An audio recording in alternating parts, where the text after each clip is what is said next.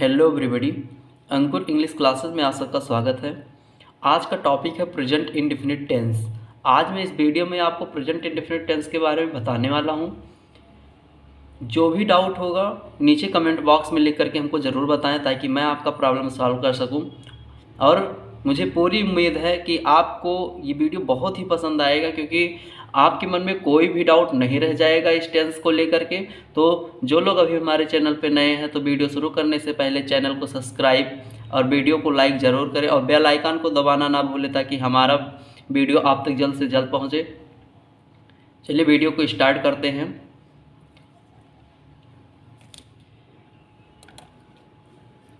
चलिए देखते हैं। यहाँ देखिए ऊपर हेडिंग पड़ा हुआ है प्रेजेंट इंडेफिनिट टेंस। तो सबसे पहले हम ये देखेंगे कि प्रेजेंट इंडेफिनिट टेंस किसे कहते हैं। हर टेंस का अपना एक पहचान होता है। तो देखते हैं प्रेजेंट इंडेफिनिट टेंस का क्या पहचान है। कैसे पहचानेंगे कि हाँ कोई भी सेंटेंस जो भी है वो प्रेजेंट इंडेफिनिट है कि नहीं है। चलिए देखते हैं। हिंदी के ऐसे वाक्य जिनके मेन वर्ब के अंत में ता है, ती है, ते हैं, ता हूँ आदि ऐसे शब्द आते हैं तो प्रेजेंट इंडेफिनिट टेंस कहलाता है। जैसे मैं जाता हूँ, दूसरा एग्जाम्पल है हम किताब पढ़ते हैं। एरो पे ध्यान दीजिएगा, जहाँ पे एरो चल रहा है। जैसे पहला एग्जाम्पल आपका है मैं जाता हूँ, आपका डिफिनीशन भी यही कह रहा है कि मेन वर्ब के अंत में, मेन वर्ब मतलब जिसमें कोई काम हो रहा हो, जैसे खाना पीना, उठना बैठना, सोना रोना धोना, ये सब एक वर्ब होता है, एक काम होता है। तो उस वर्ब के अंत में ता है, ती है, ते हैं, ता हूँ ऐसे कुछ शब्द आएंगे तो वो आपका प्रेजेंट इंडेफिनिट टेंस होगा। जैसे यहाँ आ रहा है मैं जाता हूँ, अब इसमें देखिए लास्ट में ता हूँ आया तो ये आपका प्रेजेंट इंडेफिनिट टेंस हो गया। ऐसे दूसरा एग्जाम्पल है हम किताब पढ़ते हैं। अब यहाँ पे देखिए लास्ट में आया है ते हैं, ये पढ़ना एक वर्ब है। तो पढ़ना एक वर्ब है तो इसमें देखिए ते है आ रहा है तो ते हैं, ये आपका प्रेजेंट इंडेफिनिट टेंस हो गया। तो जिस हिंदी सेंटेंस के अंत में, हिंदी का कोई भी वाक्य होगा उसके अंत में जब ता है, ती है, ते हैं, ता हूँ ऐसा शब्द आएगा तो वो प्रेजेंट इंडेफिनिट टेंस होगा। अगर आपको इसमें कोई डाउट है तो नीचे कमेंट बॉक्स में लिख करके ज़रूर बताएं। एक बार फिर देख लीजिए। हिंदी के ऐसे वाक्य होने चाहिए जिनके मेन वर्ब के अंत में, इतना ध्यान में रखिएगा कि उसमें वर्ब होना चाहिए। मेन वर्ब के अंत में ता है, ती है, ते हैं आएगा, वो आपका प्रेजेंट इंडेफिनिट टेंस होगा। चलिए वीडियो को आगे बढ़ाते हैं। देखिए आपका हेडिंग एक पड़ा हुआ है रूल। रूल मीन्स होता है नियम, यानी ट्रांसलेट करने के कुछ नियम होते हैं। वो नियम हम देखते हैं कि नियम क्या है। देखिए पहला नियम आपका क्या कह रहा है, इस टेंस में इज, एम, आर का यूज नहीं किया जाता है। यानी कि है, हूँ, हो की इंग्लिश नहीं लिखी जाती है। यानी प्रेजेंट इंडेफिनिट टेंस में है, हूँ, हो की इंग्लिश नहीं लिखेंगे, इसमें इज, एम, आर का यूज नहीं किया जाएगा। दूसरा रूल है आपका, इस टेंस में मेन वर्ब का फर्स्ट फॉर्म यूज किया जाता है। जैसे वर्ब के 3 फॉर्म होते हैं, फर्स्ट, सेकंड, थर्ड। जैसे कि मान लीजिए गो, वेंट, गॉन, तो इनमें जो है मेन वर्ब का फर्स्ट फॉर्म ही यूज किया जाएगा। इसको आप कॉपी में नोट करते रहिए ताकि आपको कोई प्रॉब्लम ना हो। और बाकी जहाँ पे आपको डाउट हो रहा हो नीचे कमेंट बॉक्स में लिख करके ज़रूर बताएं। वीडियो को आगे बढ़ाते हैं। इसको दोनों नियम आप कॉपी में लिख लीजिए। देखिए सबसे पहले हेडिंग है पॉजिटिव सेंटेंस। हमने आपको पिछली वीडियो में 3 सेंटेंस बताया था। पहला था पॉजिटिव सेंटेंस, दूसरा था नेगेटिव सेंटेंस और तीसरा था इंट्रोगेटिव सेंटेंस। इंट्रोगेटिव में डबल इंट्रोगेटिव और सिंगल इंट्रोगेटिव सेंटेंस थे। तो देखिए सबसे पहले हम पॉजिटिव सेंटेंस पढ़ेंगे। पॉजिटिव सेंटेंस में क्या नियम है इसको देखते हैं। देखिए सब्जेक्ट प्लस वर्ब का first form plus object plus other word, ये OW जो है अदर वर्ड है। तो इस फार्मूले का जो मतलब है ये है कि सबसे पहले हम सब्जेक्ट लिखते हैं, उसके बाद में वर्ब लिखते हैं, उसके बाद में ऑब्जेक्ट लिखेंगे और कुछ ऑब्जेक्ट को छोड़ के अगर आगे कुछ आता है तो उसको हम अदर वर्ड कहते हैं। तो अदर वर्ड सबसे लास्ट में लिखा जाता है। तो ट्रांसलेट देखते हैं, हमारा एग्जाम्पल क्या है। पहला जैसे लिखा गया मैं घर जाता हूँ। अब इसमें आप देखिए अगर आपसे कोई पूछता है कौन सा टेंस है तो आप तुरंत बताइए कि यहाँ एक वर्ब लिखा है जाना, उसके अंत में ताहू आ रहा है, तो ताहू ये पहचान है प्रेजेंट इंडेफिनिट का। अगर कहीं पर भी ताहू आता है तो आप तुरंत समझिए कि प्रेजेंट इंडेफिनिट टेंस ही है। अब इसका ट्रांसलेट हम देखते हैं। सबसे पहले यहाँ पे दिया गया है सब्जेक्ट। सब्जेक्ट हम कैसे पहचानते हैं? सब्जेक्ट यानी कि जिसके बारे में बात हो रही होती है वो सब्जेक्ट होता है। जैसे यहाँ किसके बारे में बात हो रही है? मैं घर जाता हूँ, इसमें बात हो रही है मैं के बारे में। घर कौन जाता है? घर मैं जाता हूँ, यानी मेरे बारे में बात हो रही है, यहाँ मैं के बारे में बात हो रही है, तो मैं हमारा जो है सब्जेक्ट है। तो सबसे पहले हम सब्जेक्ट लिखते हैं, उसके बाद में वर्ब लिखेंगे। इसमें वर्ब क्या है? मैं क्या कर रहा हूँ? मैं घर जाने का काम कर रहा हूँ। ये जाना जो है ये वर्क है, ये काम है, ये वर्ब है आपका, इसलिए ये दूसरे नंबर पे लिखा जाएगा। और थर्ड नंबर पे ऑब्जेक्ट, यानी मैं कहाँ जाता हूँ? तो मैं घर जाता हूँ, ये आपका ऑब्जेक्ट होगा। चलिए ट्रांसलेट देखते हैं क्या बनेगा। आई गो टू होम। अब देखिए यहाँ सबसे पहले जो है सब्जेक्ट की जगह पे सब्जेक्ट लिख दिया गया, मैं का आई हो गया, उसके बाद में वर्ब लिखा गया। यहाँ पे देखिए वर्ब है जाना, तो इसका हो गया गो। उसके बाद में ऑब्जेक्ट लिखा गया home. I go to home, देखिए जाने के लिए टू का यूज किया जाता है, और अगर कहीं से आना हुआ आपको तो फ्रॉम का यूज किया जाएगा। तो आई गो टू होम।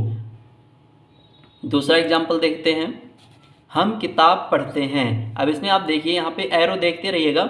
यहाँ पे देखिए लास्ट में ते हैं आ रहा है, पढ़ना एक वर्ब है, इसके अंत में आ रहा है ते हैं। तो जब कहीं पर ते हैं, ताहू, ते हैं आएगा, ये आपका प्रेजेंट इंडेफिनिट टेंस होगा। ट्रांसलेट देखते हैं क्या होगा। We read the book. अब देखिए यहाँ पे सबसे पहले हम सब्जेक्ट लिखेंगे। हम इसमें सब्जेक्ट है, यानी किताब कौन पढ़ता है? किताब हम पढ़ते हैं, तो हम जो है ये सब्जेक्ट है। सब्जेक्ट वैसे भी सबसे पहले ही होता है। और उसके बाद में लिखा गया, देखिए यहाँ आप ओवर फार्मूला में यहाँ पे दूसरे नंबर पे वर्ब है, तो हम यहाँ पे दूसरे नंबर पे वर्ब लिखेंगे रीड। रीड ये इसमें वर्ब क्या है? पढ़ना। पढ़ना जो है वर्ब है, तो इसलिए इसमें हम रीड लिखेंगे। क्या पढ़ते हैं? हम किताब पढ़ते हैं, तो ये हो गया हमारा ऑब्जेक्ट। तो ऑब्जेक्ट तीसरे नंबर पे फार्मूले में है, तो हम तीसरे नंबर पे ही ऑब्जेक्ट लिखेंगे। तो द बुक, किसी नाउन से पहले हम द का यूज करते हैं, तो बी रीड द बुक। अगर इंग्लिश में कहा गया कैसे पहचानेंगे? तो अब देखिए यहाँ पे आई गो टू होम, इसमें इज एम आर का यूज नहीं किया गया होगा, और मेन वर्ब का फर्स्ट फॉर्म रहेगा, तो आपका प्रेजेंट इंडेफिनिट टेंस होगा। चलिए वीडियो को आगे बढ़ाते हैं। अगर आपको कोई भी डाउट हो तो नीचे कमेंट बॉक्स में लिख करके बताइएगा।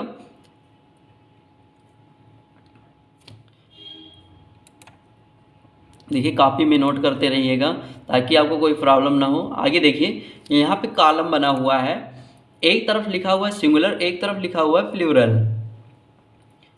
देखिए सिंगुलर के नीचे क्या क्या लिखा हुआ है और प्लूरल के नीचे क्या क्या लिखा हुआ है। देखिए सिंगुलर वाले कॉलम में लिखा गया है ही, सी, इट और नेम। प्लूरल में लिखा गया है आई, वी, यू, दे। सिंगुलर मतलब ये होता है एक वचन, यानी ही, सी, इट ये सब एक वचन में होते हैं। और अगर किसी का नाम बोला गया जैसे राम, श्याम या सोहन, मोहन, रीमा, सीमा, ये सब आपका एक वचन का सब्जेक्ट होता है। यहाँ देखिए प्लूरल लिखा गया है, यानी आई, वी, यू, दे, ये आपके प्लूरल यानी बहुवचन सब्जेक्ट होते हैं। तो एक वचन और बहुवचन में इसको आप कॉपी में नोट कर लीजिए, क्योंकि यही आपको आगे हम पढ़ाने वाले हैं, ताकि आपको कोई प्रॉब्लम ना हो। चलिए देखते हैं आगे। देखिए हेडिंग है रूल। रूल मीन्स नियम। अगला नियम हम देखते हैं क्या है। देखिए यहाँ लिखा गया है तीसरा नियम, यदि सब्जेक्ट सिंगुलर में हो तो मेन वर्ब के अंत में यस या ईएस जोड़ देते हैं। तो यदि सब्जेक्ट सिंगुलर में हो, सिंगुलर मतलब एक वचन में, यदि हमारा सब्जेक्ट एक वचन में है तो मेन वर्ब के अंत में, मेन वर्ब का फर्स्ट फॉर्म यूज करके मेन वर्ब के अंत में यस या ईएस जो है वो हम जोड़ देंगे। जैसे कि आगे देखते हैं, चलते हैं आगे। देखिए फार्मूला लिखा गया है, सब्जेक्ट प्लस वर्ब का फर्स्ट फॉर्म प्लस यस या ES plus object plus other word. अब देखिए हम यस या ईएस कब जोड़ेंगे? जब हमारा सब्जेक्ट एक वचन में होगा। अगर बहुवचन होगा तो नहीं जोड़ेंगे, एक वचन में ही यस या ईएस जुड़ेगा। चलिए देखते हैं। जैसे श्याम स्कूल जाता है, अब इसमें देखिए लिखा गया श्याम स्कूल जाता है, इसमें देखिए ता है आ रहा है, तो प्रेजेंट इंडेफिनिट हो गया, प्रेजेंट इंडेफिनिट टेंस है। तो इसमें देखिए ट्रांसलेट कैसे करेंगे। सबसे पहले सब्जेक्ट लिखेंगे। सब्जेक्ट क्या है? श्याम, क्योंकि यहाँ किसके बारे में बात हो रही, श्याम के बारे में, तो ये सब्जेक्ट हो गया। उसके बाद में वर्ब लिखेंगे। चलिए देख लेते हैं ट्रांसलेट क्या होगा। Shyam goes to school. अब इसमें देखिए जाना का मीनिंग होता है गो, लेकिन यहाँ पे ईएस जोड़ा गया है।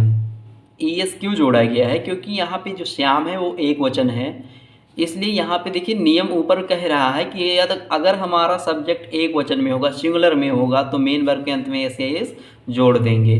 तो श्याम यहाँ सिंगुलर है, एक वचन में है, तो इसलिए यहाँ पे गो में ईएस जोड़ा गया। पूरा ट्रांसलेशन है Shyam goes to school. Shyam की जगह पे यानी सब्जेक्ट की जगह पे श्याम लिख दिया गया, वर्ब की जगह पे गोज हो गया और गो में एस जोड़ दिया गया है, यस या एस। उसमें देखिए उसके बाद में प्लस ऑब्जेक्ट, तो लास्ट में जो है ऑब्जेक्ट लिख दिया गया। कोई इसमें अदर वर्ड नहीं है, इसलिए अदर वर्ड छोड़ दिया गया, फुल स्टॉप। अगला एग्जांपल देखते हैं। जैसे कहा गया है मीना कहानी सुनाती है। आज इसमें देखिए ती है आया तो प्रेजेंट इंडेफिनिट टेंस। ट्रांसलेट क्या है, मीना टेल्स अ स्टोरी। अब इसमें आप देखिए मीना जो है ये एक लड़की का नाम है, यानी एक वचन में है। तो सबसे पहले हम सब्जेक्ट लिखेंगे, तो सब्जेक्ट क्या है हमारा, मीना। मीना, उसके बाद में लिखेंगे वर्ब। यहाँ आप ऊपर फार्मूला देखते रहिएगा, दूसरे नंबर पे है वर्ब, वर्ब का फर्स्ट फॉर्म लिखेंगे। इसमें वर्ब क्या है, कहानी सुनाना। देखिए इसमें सुनाना जो है ये वर्ब है, तो सुनाना का मीनिंग होता है टेल। अब मीना एक वचन में है, इसलिए यहाँ टेल में यस जोड़ दिया गया। उसके बाद में ऑब्जेक्ट लिख देंगे आ स्टोरी। मीना टेल्स आ स्टोरी। अगर इसमें कोई डाउट हो तो आगे आप हमको कमेंट बॉक्स में लिख करके बताइए। वीडियो को आगे बढ़ाते हैं, इसको कॉपी में आप नोट करते रहिएगा। अब फार्मूला, नियम और ट्रांसलेट जो है सब नोट करिएगा, ताकि आपको कोई प्रॉब्लम ना रहे। आगे देखते हैं। देखिए फिर और भी एग्जाम्पल हम देख लेते हैं पॉजिटिव सेंटेंस का ही। जैसे यहाँ लिखा गया है सोनी कविता याद करती है। अब यहाँ देखिए सोनी, देखिए सामने एरो लगा हुआ है, इसमें लिखा हुआ है सिंगुलर। इसका मतलब ये है जो इसमें हमारा सब्जेक्ट है सोनी, सोनी जो है ये सिंगुलर है, यानी एक वचन में है, सोनी की लड़की का नाम है। देखिए सोनी लर्न्स अ पोयम, तो सोनी एक वचन में है, सबसे पहले हम सोनी लिख लेंगे। उसके बाद में लिखेंगे वर्ब। वर्ब क्या है इसमें, याद करना। याद करना का मीनिंग होता है लर्न। अब देखिए सोनी एक वचन में है, इसलिए यहाँ पे यस या ईएस जोड़ेंगे, तो क्या जुड़ेगा, यस। उसके बाद में देखिए आप पोयम, ऑब्जेक्ट आपका हो गया कि सोनी क्या याद करती है, सोनी कविता याद करती है, तो आप पोयम। उसके बाद में देखिए दूसरा एग्जाम्पल है वह पक्षियों को मारते हैं। अब देखिए यहाँ एरो लगा हुआ है, इसमें लिखा हुआ है प्लूरल, यानी बहुवचन। अब इसमें जो वह है ये बहुवचन है। जैसे भी कॉलम बना हुआ था, हमने उसमें एक तरफ सिंगुलर सब्जेक्ट लिखे थे, एक तरफ प्लूरल। आप उसमें देखिएगा तो जो वह है, वह का मीनिंग होता है दे, ये प्लूरल होता है। चलिए ट्रांसलेट देखते हैं क्या होगा। दे किल द बर्ड्स, वह पक्षियों को मारते हैं। अब हम इसमें देखेंगे कि यहाँ पे यस क्यों नहीं जोड़ा, क्योंकि जो यहाँ हमारा सब्जेक्ट है वह यानी कि दे, ये बहुवचन में है, तो इसलिए यहाँ किल में यस नहीं जोड़ा। हमारा नियम ये कहता है कि यदि हमारा सब्जेक्ट एक वचन में होगा तो ही हम मेन वर्ब के अंत में एस या एस जोड़ेंगे, अन्यथा नहीं जोड़ेंगे। तो हमारा जो सब्जेक्ट है बहुवचन में है, इसलिए यहाँ पे एस या एस नहीं जोड़ेगा। उसके बाद में किसको मारते हैं, देखिए पक्षियों को मारते हैं। पक्षियाँ जो है इसमें ऑब्जेक्ट है, तो द बर्ड्स, बर्ड में जोड़ेंगे तो ये बहुवचन बन जाएगा, बर्ड्स। तीसरा एग्जाम्पल, लड़कियां गाना गाती हैं। देखिए अब बताइए लड़कियां जो है सिंगुलर में है प्लूरल में, तो यहाँ देखिए सामने एरो लगा हुआ है, उसके सामने लिखा हुआ है प्लूरल। इसका मतलब ये है कि लड़कियां बहुवचन में है, प्लूरल नंबर में है, यानी यहाँ बहुत सारी लड़कियों की बात की जा रही है। जैसे आपका ट्रांसलेट हो रहा है the girls sing a song. Girls देखिए बहुवचन में है, इसलिए यहाँ पे हम मेन वर्ब के अंत में एस या एस नहीं जोड़ेंगे। अगर ये यहाँ पे सिंगुलर सब्जेक्ट कोई होता तो हम यहाँ पे एस या एस जोड़ देते। तो हमारा ट्रांसलेशन हुआ the girls sing a song. अगर इसमें कहीं कोई पर डाउट हो तो आप नीचे कमेंट बॉक्स में लिख करके बताइए, मैं आपका डाउट जो है क्लियर करूँगा। देखिए अगला हेडिंग है निगेटिव सेंटेंस। निगेटिव सेंटेंस तो आप जानते ही होंगे कि निगेटिव सेंटेंस कैसे कहा जाता है, कैसे पहचानते हैं। जिसमें नॉट आता है वो निगेटिव होता है, हिंदी में नहीं लिखा रहेगा तो वो निगेटिव होगा। जिस सेंटेंस में नहीं आ जाएगा वो निगेटिव सेंटेंस होगा। चलिए देखते हैं नियम क्या है। निगेटिव सेंटेंस का ट्रांसलेट करने के लिए क्या नियम है, देखिए लिखा हुआ है इस टेंस का हेल्पिंग वर्ब डू और डज होता है। हर टेंस का अपना एक हेल्पिंग वर्ब होता है। तो प्रेजेंट इंडेफिनिट टेंस का हेल्पिंग वर्ब जो है वो डू और डज है।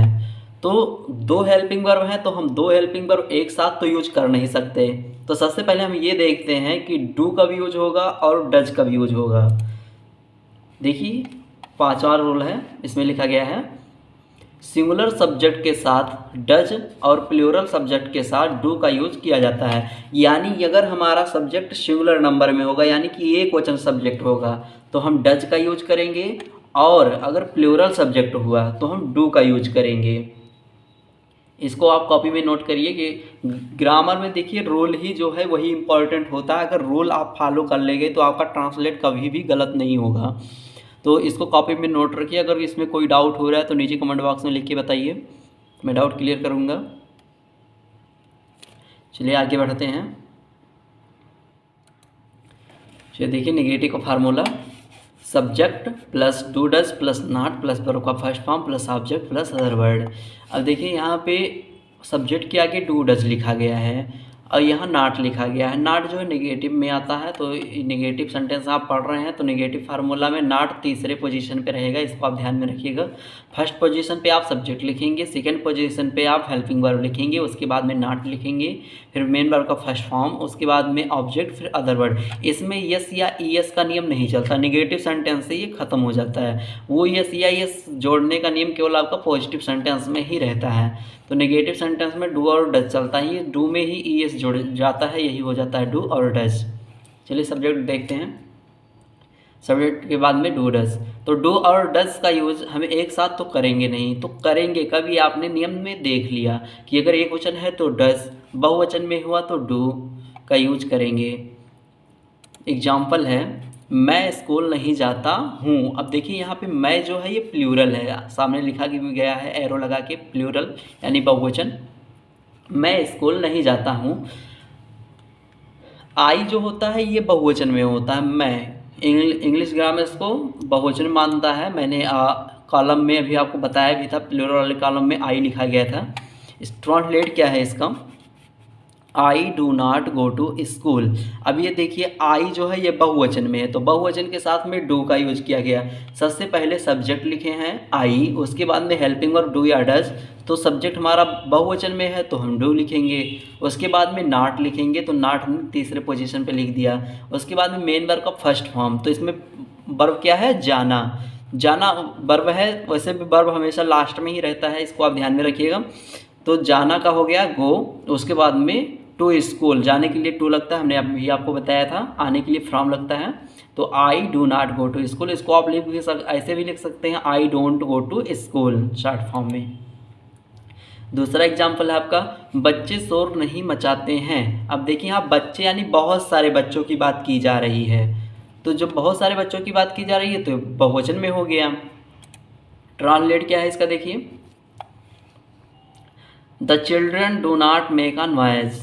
इसको एक चीज़ आप ध्यान में इसमें रखिएगा, इसमें इज एम आर का यूज आप नहीं करेंगे, इसमें डू डज चलता है। प्रेजेंट इंडेफिनिट टेंसेस में डू डज लगेगा, लेकिन वो निगेटिव से शुरू होता है, पॉजिटिव से नहीं होता है। अब देखिए the children do not make a noise, बच्चे शोर नहीं मचाते। यहाँ देखिए चिल्ड्रन जो है ये बहुवचन में, बहुत सारे बच्चे हैं, बहुवचन में हैं, इसलिए हम यहाँ पे डू का यूज किए हैं। अगर एक वचन सब्जेक्ट होता तो हम डज का यूज करते। तो सबसे पहले हमने सब्जेक्ट लिख दिया, दूसरे नंबर पे हेल्पिंग वर्ब हो गया हमारा डू, उसके बाद में तीसरे नंबर पे हो गया नॉट। फार्मूला में आप मिलाते रहिएगा। उसके बाद में देखिए यहाँ चौथे नंबर पे वर्ब है, तो हमने चौथे नंबर पे वर्ब लिख दिया मेक अ नॉइज। शोर मचाना का मीनिंग होता है मेक अ नॉइज। ऑब्जेक्ट इसमें है नहीं तो उसको आप छोड़ दीजिए, अदर वर्ड भी नहीं है कोई तो वो भी आप छोड़ दीजिए। आगे देखते हैं तीसरा एग्जाम्पल, रोहन पत्र नहीं लिखता है। इसमें देखिए ता है आ रहा है इसलिए प्रेजेंट इंडेफिनिट टेंस है, और नहीं आया तो नेगेटिव सेंटेंस है, तो इसको आप ध्यान में रखिएगा। ट्रांसलेट क्या है, Rohan does not write a letter. अब देखिए यहाँ पे यहाँ पे एरो लगा हुआ था जिसके सामने लिखा हुआ सिंगुलर यानी कि एक वचन। यहाँ पे रोहन एक लड़के का नाम है, तो एक ही लड़के की बात की जा रही है, तो ये एक वचन में है। तो जब हमारा सब्जेक्ट एक वचन में होगा तो हम डज का यूज करेंगे, और बहुवचन में हुआ तो डू का यूज करेंगे। तो रोहन एक वचन में है तो हम डज का यूज किए हैं, तो यहाँ पे हमारा ट्रांसलेशन हो गया रोहन। उसके बाद में हमने लिख दिया डू या डज में से कोई एक, तो हमने लिखा डज। उसके बाद में नॉट है तो हमने तीसरे नंबर पे लिख दिया नॉट। उसके बाद में देखिए यहाँ पे चौथे नंबर पे है वर्ब, तो हमने चौथे नंबर पे लिख दिया वर्ब। वर्ब क्या है इसमें? लिखना। यहाँ लिखने का काम किया जा रहा है, तो वर्ब हो गया लिखना, राइट। उसके बाद में क्या लिख रहे हैं वो आपका ऑब्जेक्ट होगा, तो क्या लिख रहे हैं? पत्र लिख रहे हैं, तो अ लेटर। तो Rohan does not write a letter, Rohan पत्र नहीं लिखता है। तो इस तरीके से आप कोई भी एग्जाम्पल दिया जाता है अगर आपको, तो आप उसका ट्रांसलेट बहुत आसानी से कर सकते हैं। और अगर कोई भी इसमें कहीं प्रॉब्लम हो रहा है तो नीचे कमेंट बॉक्स में लिख के बताइए। चलिए वीडियो में आगे बढ़ते हैं। इसको कॉपी में आप नोट कर लीजिए, स्क्रीनशॉट ले लीजिए इसका। देखिए कुछ एग्जाम्पल हम और देख लेते हैं ताकि कोई प्रॉब्लम न रह जाए आपको। सूरज पश्चिम में नहीं निकलता। अब इसमें देखिए जो सूरज है ये एक वचन में, यहाँ एरो के सामने लिखा भी गया है सिंगुलर यानी एक वचन। तो जब सिंगुलर होता है तो हम किस हेल्पिंग वर्ब का यूज करते हैं? डू या डज? तो हम यूज करते हैं डज का। देखते हैं translate, the sun does not rise in the west, यानी सूरज पश्चिम में नहीं निकलता है या फिर नहीं उगता है। तो यहाँ पे देखिए सन जो है ये एक वचन में है, इसलिए यहाँ पे हमने डज का यूज किया। तीसरे नंबर पे नॉट है तो इसलिए हमने यहाँ पे नॉट लिख दिया। चौथे नंबर पे वर्ब है तो चौथे नंबर पे हमने वर्ब लिख दिया। पोजीशन आप याद रखिए, जिस पोजीशन पे जो है उसी पोजीशन पे वो वर्ड आप लिखिए। जैसे फोर्थ पे ही वर्ब है तो हम फोर्थ पे ही वर्ब लिखेंगे। इन द वेस्ट ये आपका ऑब्जेक्ट हो गया, तो इसमें हमने लिख दिया the sun does not rise in the west. दूसरा एग्जाम्पल है लड़के मैदान में नहीं खेलते हैं। यहाँ देखिए बहुत सारे बच्चे हैं, बहुवचन में हो गया, ये तो बहुत आसान है। देखिए the boys do not play in the field. अब यहाँ पे लड़के जो है बहुवचन में है इसलिए यहाँ पे हमने डू का यूज किया। आगे देखिए सीमा झूठ नहीं बोलती है। अब यहाँ पे देखिए ती है आ रहा है इसलिए प्रेजेंट इंडेफिनिट टेंस हो गया, और यहाँ पे नहीं आ रहा है नेगेटिव सेंटेंस हो गया। ट्रांसलेट देखते हैं क्या होगा। सीमा डज नॉट टेल अ लाई। तो देखिए सीमा डज नॉट टेल अ लाई, सीमा एक वचन में है इसलिए यहाँ पे हमने डज का यूज किया, और नॉट थर्ड पोजीशन पे है तो हमने नॉट का यूज किया। टेल अ लाई ये हमारा वर्ब है, तो वर्ब जो है इसमें देखिए कहीं ऑब्जेक्ट तो है नहीं, वर्ब ही है, तो वर्ब लास्ट में आपका आ गया। तो सीमा डज नॉट टेल अ लाई, सीमा झूठ नहीं बोलती है। आगे इसमें कहीं कोई प्रॉब्लम हो तो नीचे कमेंट बॉक्स में लिख करके ज़रूर पूछिएगा, हम बताएंगे। चलिए आगे बढ़ते हैं। ये single interrogative sentence. Single interrogative sentence हमने आपको पिछले वीडियो में बता दिया था कि हिंदी की ऐसे वाक्य जिनमें क्या सबसे पहले आता है वो सिंगल इंट्रोगेटिव सेंटेंस होता है। नियम में भी बताया गया था कि जब क्या पहले आता है तो क्या की इंग्लिश नहीं लिखी जाती है, उसके स्थान पे उस टेंस का हेल्पिंग वर्ब लिखा जाता है। तो चलिए देखते हैं फार्मूला क्या है। Do does plus subject plus not plus verb का first form plus object plus other word plus question mark. देखिए लास्ट में क्वेश्चन मार्क जरूर लगाइएगा, क्योंकि अगर क्वेश्चन मार्क आप नहीं लगाएंगे तो ये आपका ट्रांसलेशन गलत माना जाएगा।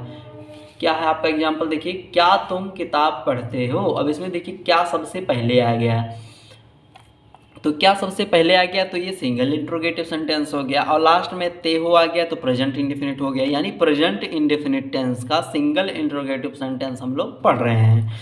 तो ट्रांसलेट क्या होगा, क्या का मीनिंग तो हमें लिखना नहीं है क्योंकि क्या पहले आया है, तो लिखेंगे क्या, हेल्पिंग वर्ब सबसे पहले लिखेंगे, इसलिए फार्मूला में हेल्पिंग वर्ब सबसे पहले ही लिखा गया है। तो डू लिखेंगे या डज लिखेंगे ये हम सोचते हैं, तो डू या डज। तो यहाँ पे देखिए हमारा जो सब्जेक्ट है तुम यानी कि बहुवचन, भी कॉलम में हमने लिख कर दिया था, प्लूरल के कॉलम के नीचे लिखा गया था you, I we you they, ये बहुवचन में ही होते हैं।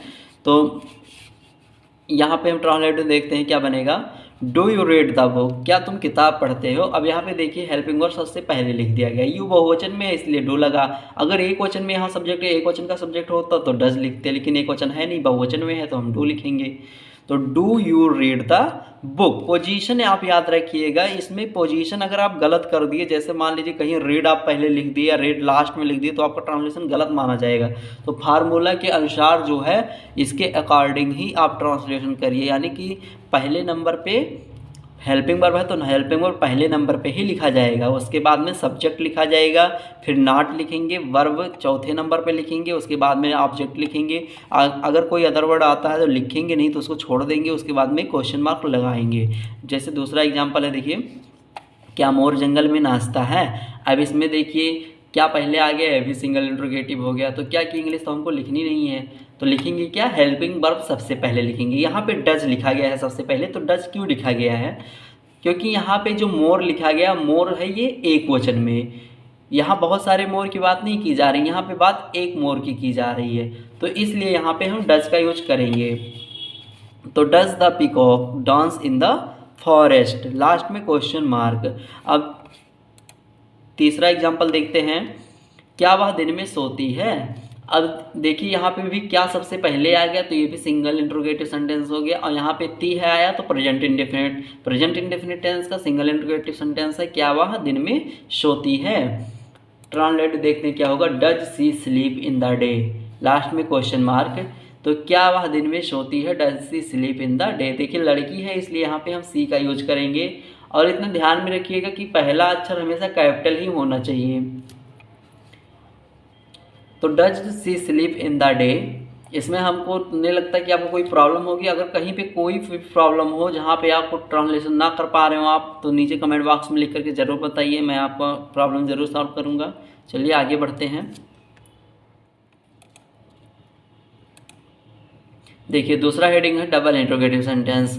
डबल इंट्रोगेटिव सेंटेंस भी हमने आपको पिछले वीडियो में बताया था कि हिंदी के ऐसे वाक्य, ऐसे सेंटेंस जिनमें क्वेश्चन वर्ड क्या, कौन, कैसे, कब, कितना, कहाँ, क्यों, कितना, कितनी, किसका, किसकी, ये सब जब है वाक्य के बीच में आता है तो वो डबल इंट्रोगेटिव सेंटेंस होता है। ट्रांसलेट करने का नियम भी बताया गया था कि जब क्वेश्चन और वाक्य के बीच में आता है तो उसकी इंग्लिश हम सबसे पहले लिखते हैं। जैसे यहाँ फार्मूला में आप देख सकते हैं, सबसे पहले क्वेश्चन वर्ड है, question word plus helping verb plus not,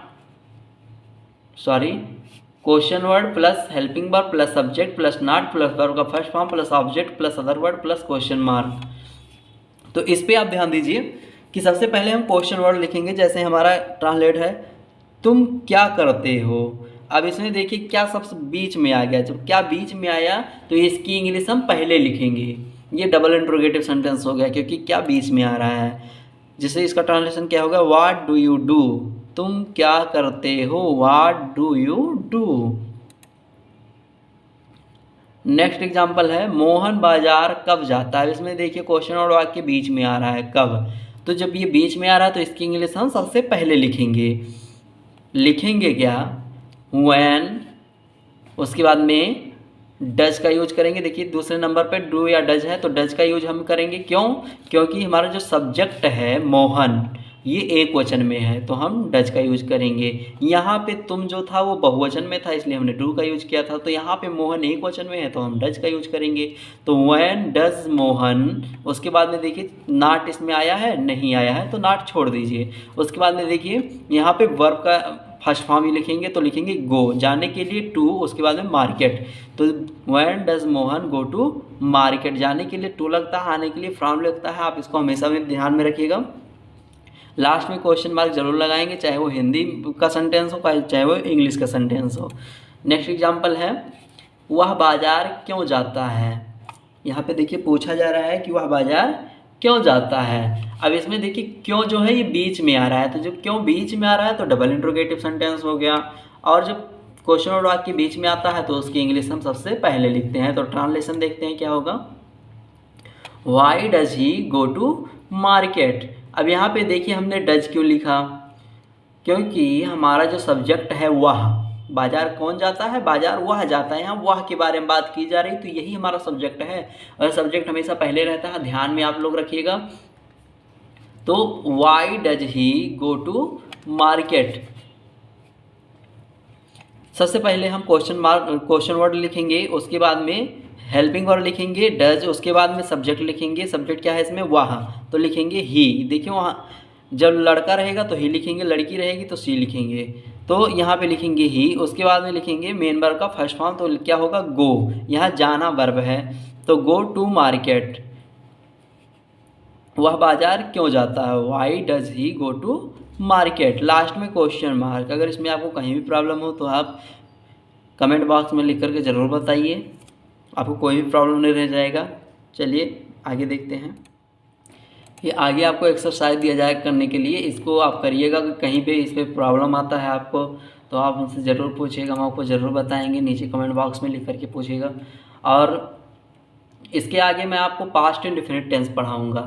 3 tense होता है, प्रेजेंट टेंस, पास्ट टेंस और फ्यूचर टेंस। तो हर टेंस का इंडेफिनिट पढ़ाऊँगा। जैसे मैं आज प्रेजेंट इंडेफिनिट आपको बताया, तो अगली वीडियो में पास्ट इंडेफिनिट के बारे में बताऊँगा, और उसके अगले वाले वीडियो में फ्यूचर इंडेफिनिट। तो पास्ट इंडेफिनिट को पढ़ने के लिए आपको थोड़ी सी मेहनत करनी है कि वर्ब का सेकेंड फॉर्म आपको याद करना पड़ेगा, क्योंकि पास्ट इंडेफिनिट में वर्ब का सेकेंड फॉर्म ही यूज होता है। सेकेंड फॉर्म फर्स्ट फॉर्म दोनों आएंगे, तो फर्स्ट फॉर्म तो आपको लर्न नहीं होगा, लेकिन सेकेंड फॉर्म में हो सकता हो कहीं आपको कोई प्रॉब्लम हो तो उसको आप लर्न कर लीजिएगा, ताकि वीडियो बहुत अच्छे से आपको समझ में आए, सारा टॉपिक आप समझ जाएं। और वीडियो अगर आपको पसंद आया है तो लाइक ज़रूर करिएगा, चैनल को सब्सक्राइब करिए, बेल आइकन को ज़रूर दबाइए ताकि हमारा वीडियो आप तक बहुत जल्दी पहुँचे। और वीडियो को जो है फॉरवर्ड भी करिएगा, शेयर करिए इसको, ताकि और भी लोग पढ़ सकें। वीडियो को यहीं पे हम ख़त्म करते हैं, क्लास हमारा एंड होता है। Thank you, welcome.